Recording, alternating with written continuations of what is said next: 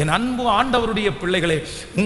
உங்களுடைய தொடர் தோல்விகளின் நிமித்தம் நிறைய பேர் உங்களை கைவிட்டு இன்றைக்கு இந்த வியாதிஸ்தனை போல உங்களை தனிமையாய் நிற்க வைக்கலாம். சிலருடைய வாழ்க்கையில ஒரு டைம் நிறைய பேர் காப்பாத்தி விடுவாங்க, 2 டைம் நிறைய பேர் காப்பாத்தி விடுவாங்க, பணம் கொடுத்து சில நாட்களில் உதவி செய்வாங்க. ஆனா தோல்வி மேல தோல்வியை பார்த்துட்டாங்க அப்படின்னா, நம்ம செய்கிறது எதுவுமே வாய்க்கல அப்படின்னு பார்த்த உடனே